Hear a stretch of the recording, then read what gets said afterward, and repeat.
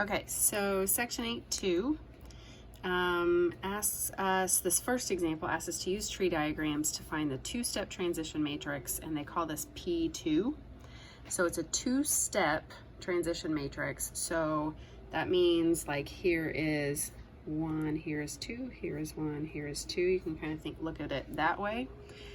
So let's say I start with my first tree diagram. So this kind of got some people on the quiz. So let me explain this again. So in this tree diagram, I'm going to actually have two starting points. One is going to start with 1.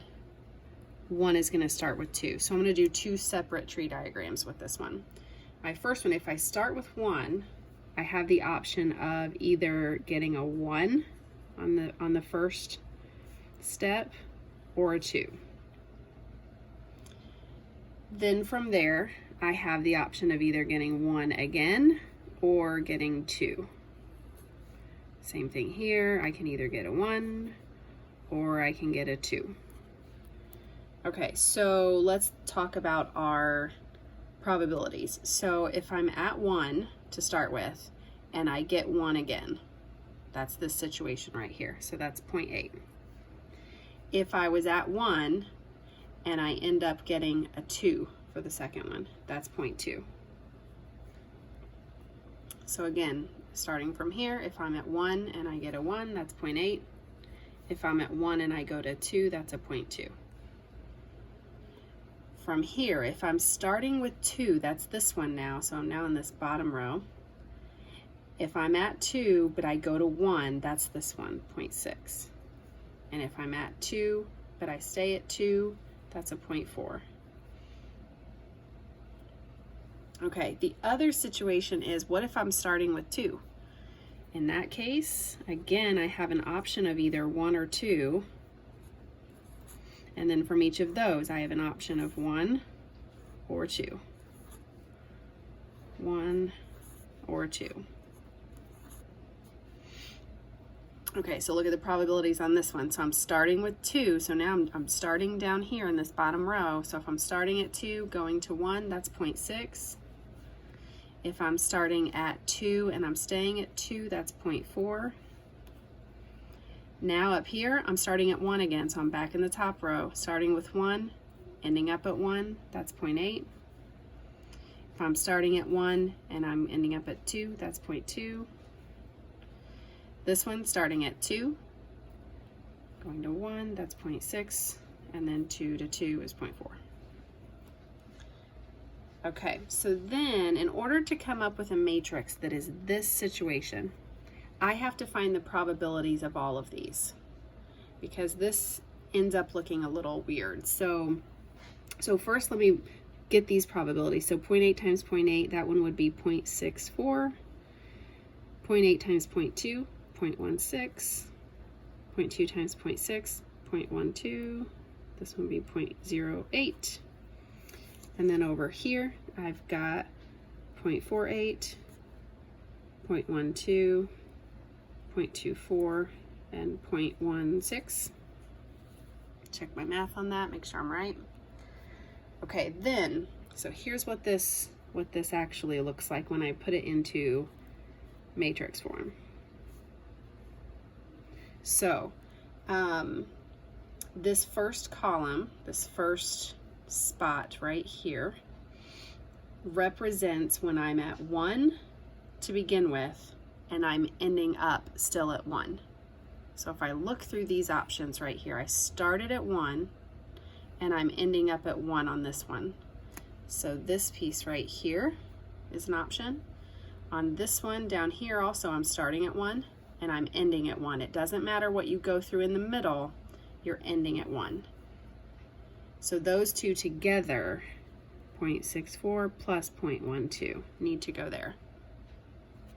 Okay, the second situation, that was where I started at 1, ended at 2. So if I'm starting at 1, I'm ending at 2, that's 0.16. It's 1/6. Plus this situation right here, where I started at 1, ended at 2, that's 0.08. This bottom corner, so this one I'm starting at 2, ending at 1. So I'm starting at 2, but ending at 1. So that one happened right there, 0.48. And then starting at 2, ending at 1, 0.24. Last situation, if I start at 2 and I end at 2, so start at 2, end at 2, that's 0.12 and 0.16. Okay, so then if I actually add those together, 0.64 plus 0.12 would be 0.76. 0.16 plus 0.08 would be 0.24. 0.48 times plus 0.24 would be 0.72. And then 0.12 plus 0.16 is 0.28. So that's what that represents. Okay, so here's another thing though. So the way that I did this one, they specifically said use tree diagrams. But I also want to point out that this right here really just means p squared, or p times p. So right here, I've got this p up here. I could have said p2 really equals p squared, or p times p. So let's look at what that looks like. P was 0.8, that.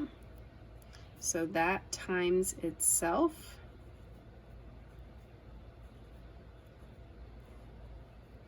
Okay, now this is the part that I told you I would try to go kind of slow on so I could remind you how to do it. So here's how I set them up, because I'm just kind of particular about this. This is how I remember how to do it.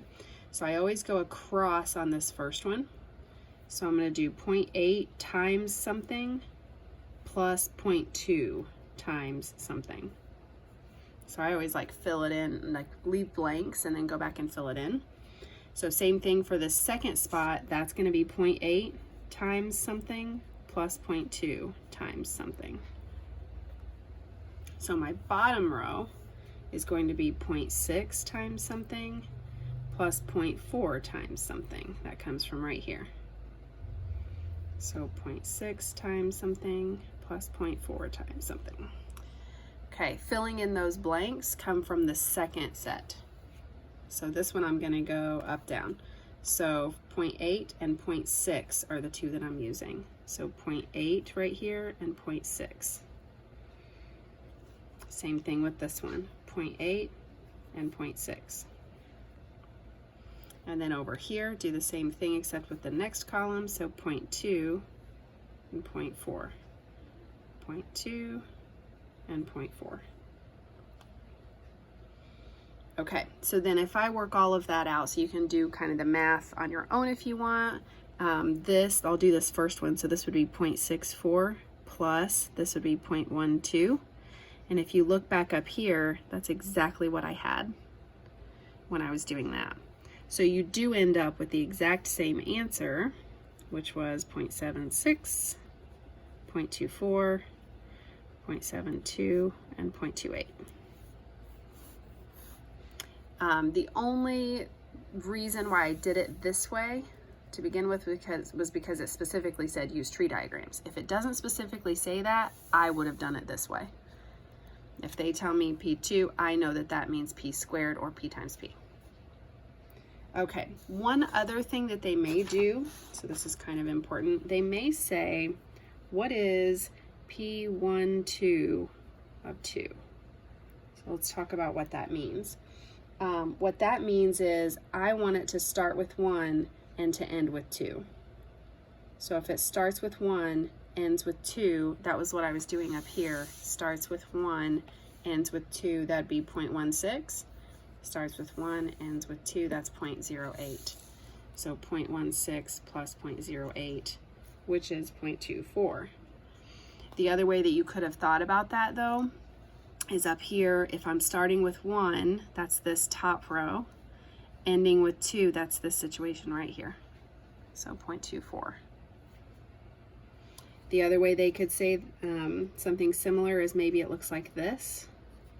So this terminology, this is telling you it's a two-step. So that means if I were looking at a tree, I'd be going step 1, step 2. And then this is telling me I want it to start with this, end with this. So I want it to start with 2, end with 2. So in that case, if I'm starting with 2 and I'm ending with 2, that's this situation right here. Start with 2, end with 2, that's 0.28. So again, you could have looked at the tree diagram to find that, or you could look at it this way.